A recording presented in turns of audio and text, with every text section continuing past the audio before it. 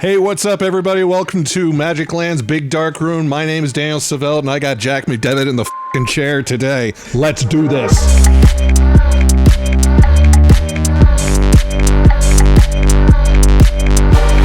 So, hey, how was COVID? Because that's the first fucking question on all of our minds, right? What did you do with COVID? So, when COVID started, I had gotten booked to go play at South by Southwest. So 3 days before the festival had started, they canceled it. But all of the local venues, like the panels got canceled, but all of the events were all still going. Right. And this is what date? March. Oh God, it's the week before the shutdown. 2020. Yes, 2020. Yeah. So it was like March 17th, 16th. So I'm landing in Austin, and I'm in the airport, and I'm waiting for my bag, and the mayor goes on television and shuts the city down and says that any venue above 250 people is not going to be open today. Right. And then when the bars close tonight, that's it. So at this point, I'm landing in like the venue I was playing at was like one of the larger spots in Austin. So now my venue, it's my events. Like I landed and my party got canceled. Right. Yeah. I'm like, oh, this is awesome. Great. So I'll just go hang out and see what Austin's about. So at this point, there's no shutdown yet. There's no, like, nothing's happened. And everybody's got to be going nuts. It was absolute bedlam. Yeah. So I wanted to hit, like, all these food spots because I'm a giant fat man. So it was like, it made the most sense. So we went to as many places as we could. And then there's a whole street. I want to say it's like, it's an avenue. It's L something or what. It doesn't even matter. It's the street. Yeah. So it goes down. It's all dive bars and like small restaurants and stuff like that. And then the street that the State House is on splits it. Yeah. And then the next side of it is all upscale restaurants, upscale bars, upscale clubs. Right. So we started at dive bars, went up, and then went back. And I had never been to Austin, really. Yeah. The city's amazing.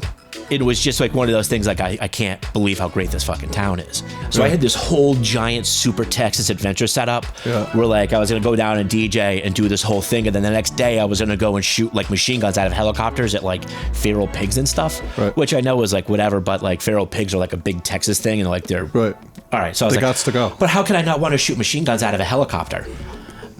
Hard to turn down, right? Yeah. So that got canceled too because. But like, the feral pigs, they're it's population control. They're out of control. Yeah. It's like it's just boars like. They're just invasive like and rude species. Yeah. Exactly. Right. So all of that gets canceled, but when all the bars closed, it was like watching. It felt like you were literally watching the party end, and at that point, I didn't know it was going to be for.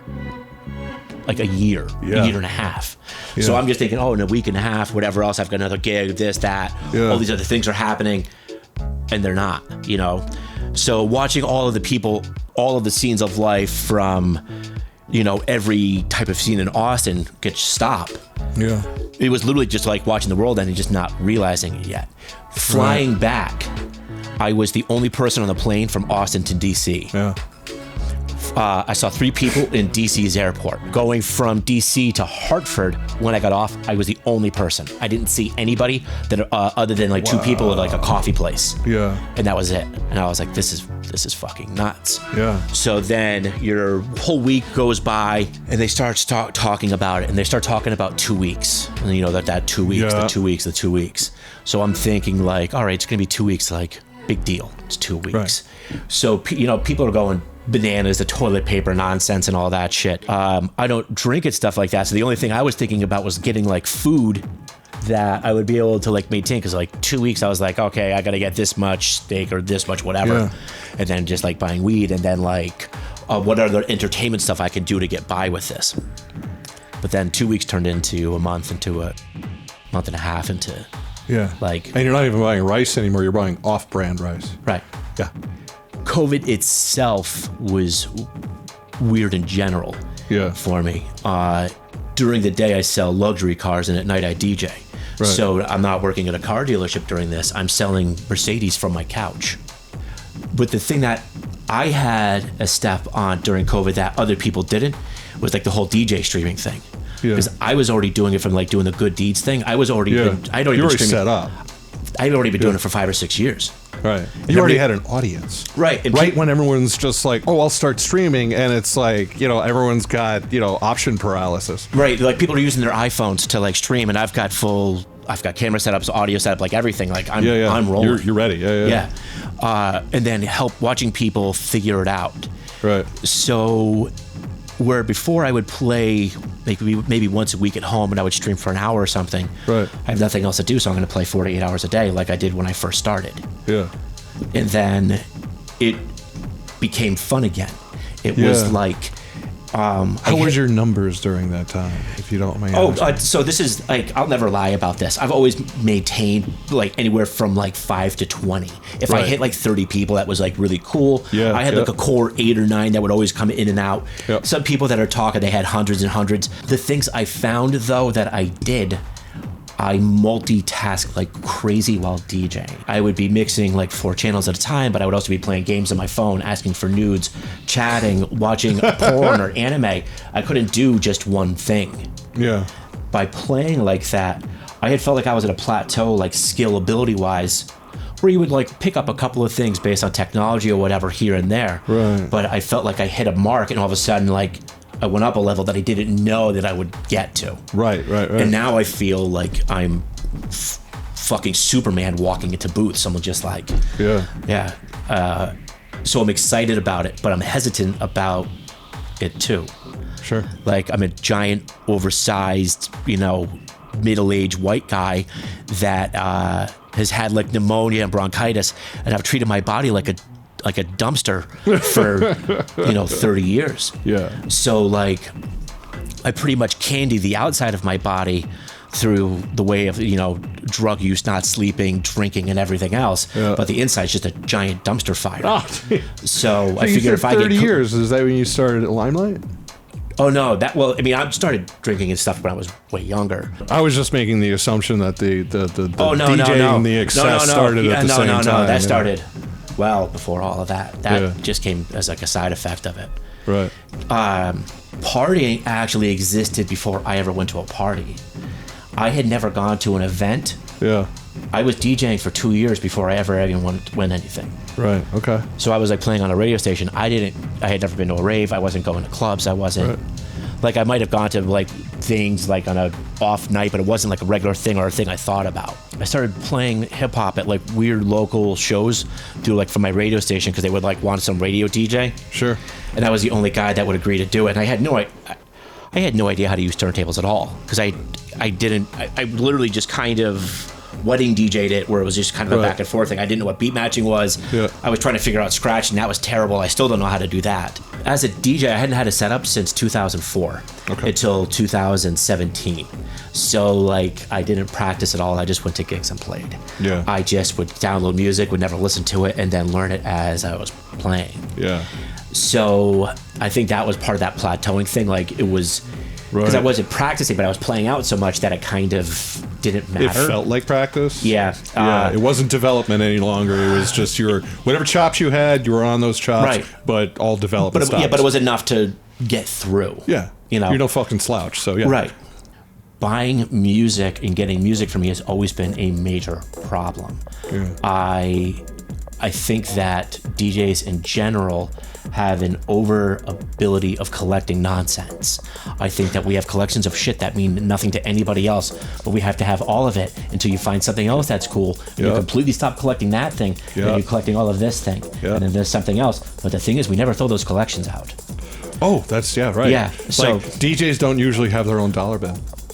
Right.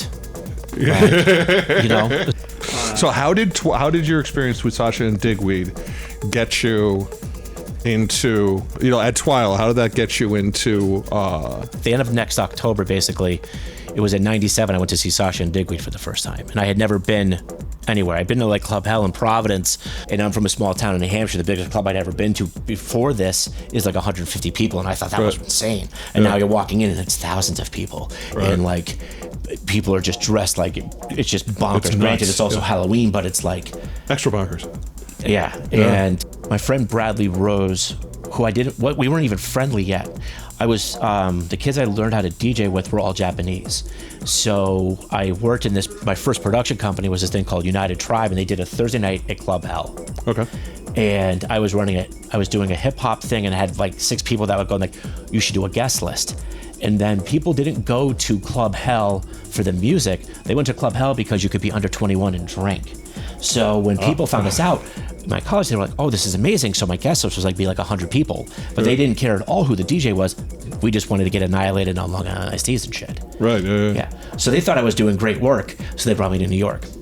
And Bradley Rose was like the promotion director at Twilo. Yeah. So when we got down to Twilo, the line's blocks long. Blocks and blocks. Yeah. And when we got there, we didn't have to wait in line. We just got like escorted in the side door. Oh, yeah, please come with us. I'm like, who the hell am I? So this is when my ego started. Right, sure. It was like, that was like the moment that I realized like, oh, I'm never waiting in line again.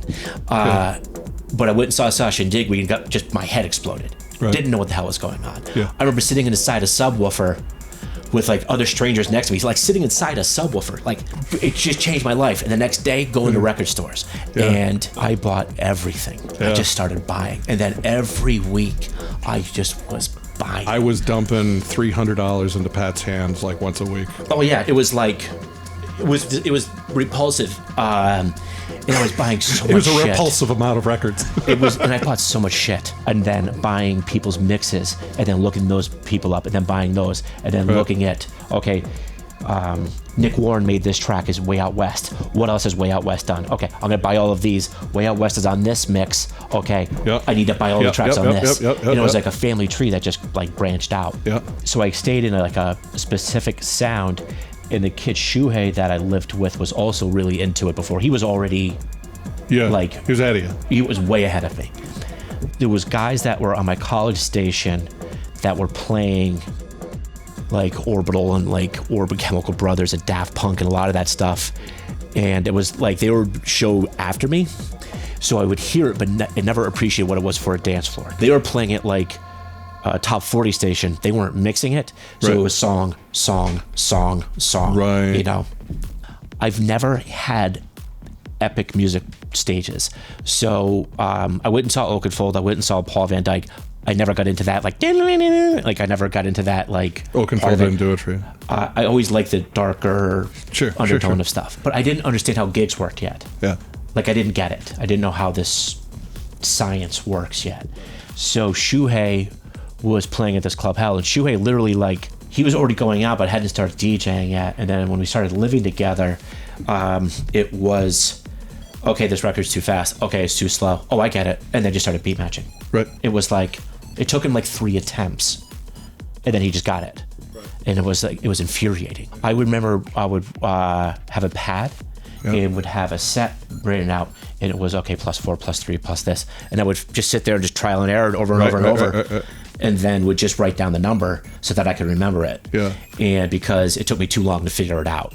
So I tried to DJ like that for a little while at home, and that was terrible. Shuhei got booked to play at Limelight because Bradley was doing the promotion stuff at Limelight, like on this Thursday nights. And then I was begging, and I had truly no business doing this. I had no business being at Limelight at all. None. Like I didn't do anything to deserve it. I wasn't good enough for it. Like, it just wasn't something I should have had. But knowing Bradley was the only reason it happened. And the only reason it happened is because we got wrecked together, and I just kept begging and harassing him until he just folded. I was supposed to play in the Geiger room. And the Geiger room was H.R. Geiger, like the guy that did the set and all that stuff for like Alien. So like this whole room that was just like that. And I was supposed to play in there for a fashion show that wasn't even in that room. I was supposed to play for 1 hour from like 8 o'clock to 9 o'clock. I'm going to school at Roger Williams University in Bristol, Rhode Island. And we leave, and there's a snowstorm. And I mean, it is a fucking snowstorm. And Eric Chuddy, Crystal Cleveland, who was the girl that I was dating at the time, went down with me. And we drove down in this blizzard. And I mean, it was fucking terrifying. But I had to go. I had to be there. And I brought every record. I brought all my records. And at this point, I have no idea how to do it, so I have it in these, not even like record bags or cases. I've got giant, stupid non-bins that don't match, that don't make any sense. Nothing's organized. I have no idea, but I brought everything. And I get down to the club, and the other DJs didn't show. They're like, hey, the other DJs didn't show, you got to play in the main room. And it was like, Okay. But I've never been to the Limelight. Right. Like, So I'd someone only had to been say there. the main room's over there. So I'd only been gone to Twilo so far. Right. And I think I had gone to Vinyl once because I went to see Tenaglia. And I don't, was it Vinyl or? Vinyl. That's where he played. It had to be, yeah. I got my Vinyl Junkie shirt somewhere. Yeah. So Everybody thinks I'm into something else. I wear that. Oh yeah. So I have no idea where I'm going. Right. And then I walk into the booth, and the booth was like 2 or 3 stories up above the floor. And then I remember just looking out, and then the floors, there's nobody there yet. But I'm just looking out and like being like, what have I gotten myself into?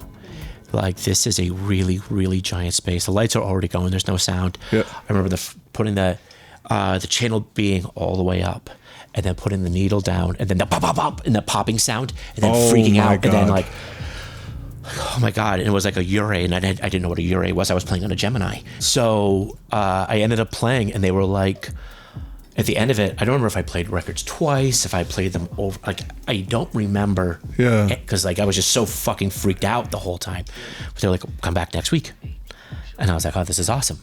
And then I went back another week, and I think I did it 3 or 4 times. And then like the next time, they just like the party was over, and then I didn't have another gig. So this was like January, and then it just was over. So like I started playing at Limelight, and then it just stopped, and then I couldn't get booked anywhere. So and I didn't get it, and then I started getting like an attitude about it, and then because I couldn't get booked in New England to like even play like weeklies and shit like that.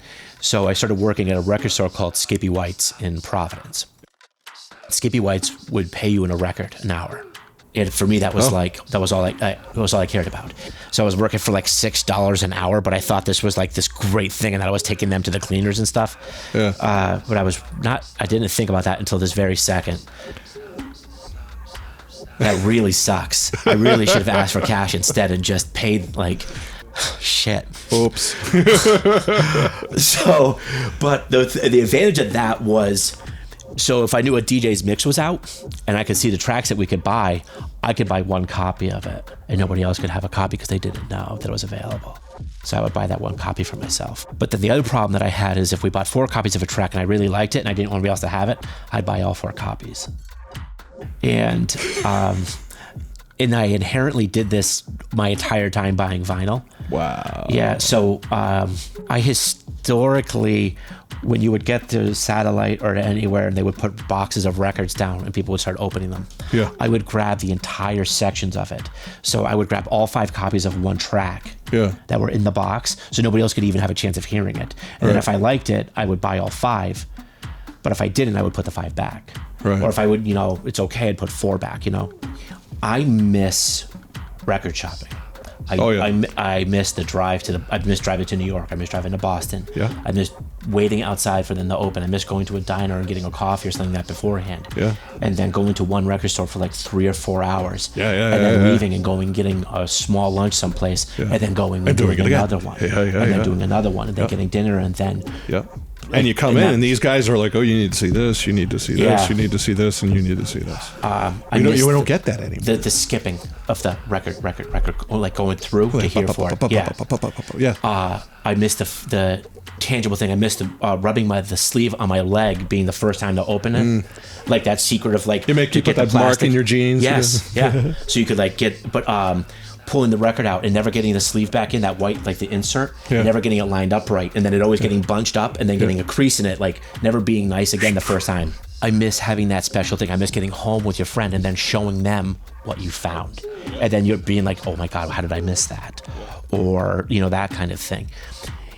I think that DJing then changes the plateau and changes the format of how people play later. Because if you were playing on records before a digital idea, you had to struggle to learn beat matching then, but you learned the count. You learned organically. You weren't learning key yet. Oh, and in fact, you were dealing with key. Right. Because if you had a limited collection, you had pretty much no chance of having a set where everything's in key. Right. You had no capability. And that Yuri mixer that you were talking about, I love that mixer for that exact reason. That deals with key inconsistencies better than isolation. Oh yeah. You know, and if you watch me DJ, I get on the Pioneers, I get on the little gains. I'm always on the gains. You know, and once they're turned up, everything else is done for the gains. Once in a while, I will do, you know, isolations for certain things. But a lot of mixes, if they go together well in the first place, you don't need to be doing any of that. Oh no, I agree. I think that people overthink what DJing is. DJing is not difficult. There's really not anything that special about it. You're literally just taking somebody else's music and then playing it over somebody else's music. You know, in a pattern where you're hoping that they go together and it sounds good and that you're creating an emotion. The actual technical part of it, what it isn't that difficult. It's like if you had somebody say a sentence, 10 different people are going to say it, deliver it 10 different ways. Right. If you gave us all 10 different tracks, none of us are probably going to mix them in the same order or the same drops or whatever. Right. It's that things that make it different and special. I think that by being in that era where you were record shopping and everything else like this, I learned things more organically. However, I think now that DJs don't have to struggle because beat matching is this, I think it gives them an ability to be so much more creative immediately, where it doesn't have to be organic for them. The organic part can come later. For us, it was first, and the skill part came after. And this is the whole argument that, you know, older folks like, well, my age, your age, will start arguing that, oh, you didn't learn it this way. You're not a real DJ. I think that's bullshit. I think you're a different DJ. Right. You know what I mean? You got it. You know, I will say that, you know, to digital DJs who started DJing in the last 10 years, 5 years, I was like, I think you got it a lot easier. Like you got a lot on you had the ability to fill up your plate from the buffet with a whole bunch of shit right away and play with it right away. And gigs are like, there's almost always a gig in your town, you know, and it's easy to find a culture and it's easy to find other people to play with. And DJs aren't that interesting because they're everywhere now. And, you know, again, for, you know, people in our age range that get like really upset about people taking DJing cavalierly is because of all the effort that we had to beat our face on an anvil to get into this. You just buy software now. Yeah. You know, I think that's the umbrage. And that's fine. I think that's good, but I think that's where the argument comes from. I agree. And I think a lot of it too is that the DJs that you see that argue about that are the DJs that aren't doing it anymore, because, you know, they stopped getting gigs or they stopped putting the work in or anything else like this. They stopped going out. They stopped doing this. So they just think that when they stopped, it was the best.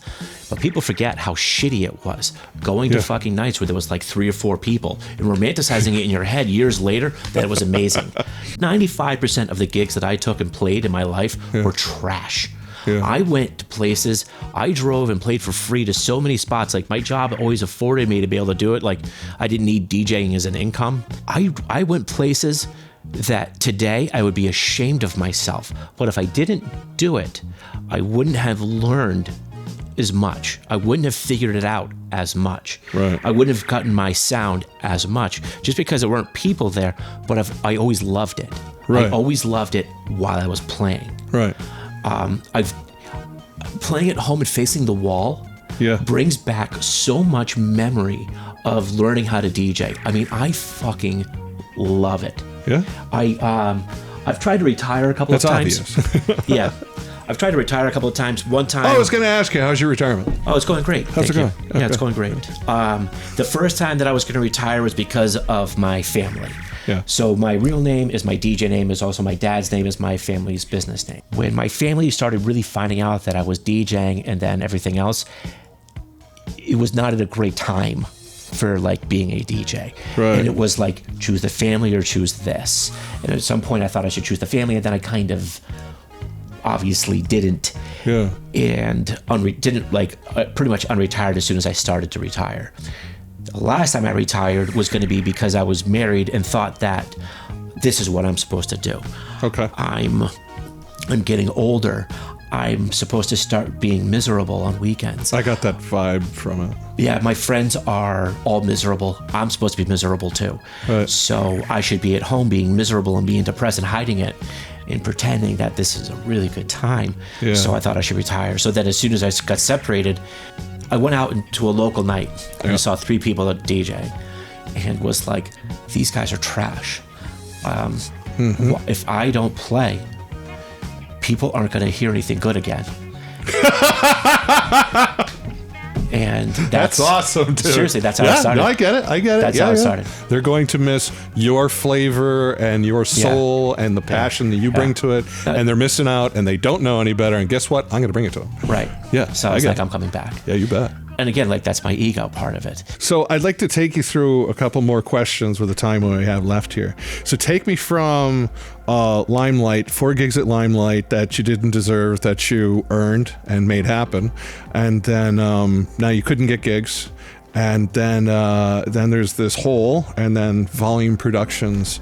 And how does that intersect with Demolition and living with DJ Midas? I was working at that record store, Skippy White's, and Venom worked there. Yeah, okay. And then I befriended Venom. I had never met him before. Yeah. And I didn't actually know how big a deal Venom was, because I wasn't going to raves. I was going to New York clubs. A nice guy. Yeah. So I just didn't know. I had no idea.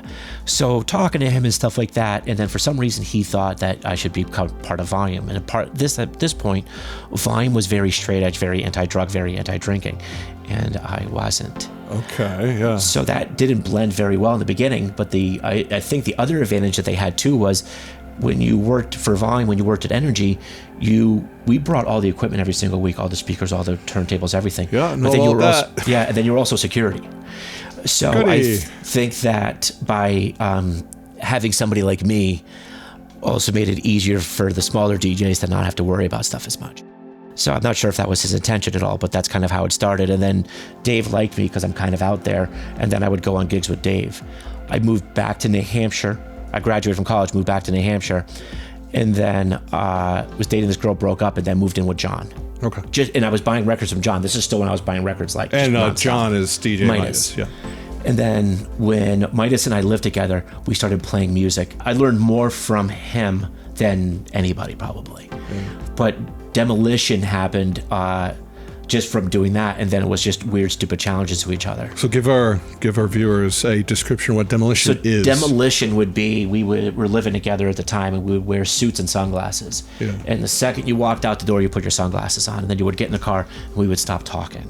You would get in the car, and you would drive to a gig. Yeah. It would usually be like the Asylum or the Muni or other places. You would drive in silence. Right. And then you would get to the gig, and you wouldn't talk to people, and you would just stand there and be quiet.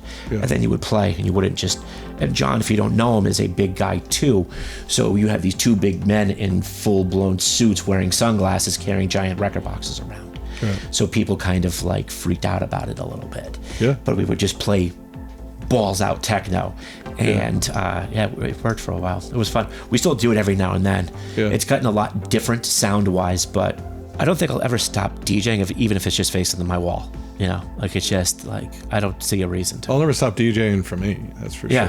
You know what I mean? Yeah, and it's like a lot of the DJing was for me in the first place, whether I knew it or not, you know? Before I let you go, I want you to talk about Good Deeds DJs, please. Good Deeds DJs happened out of a challenge.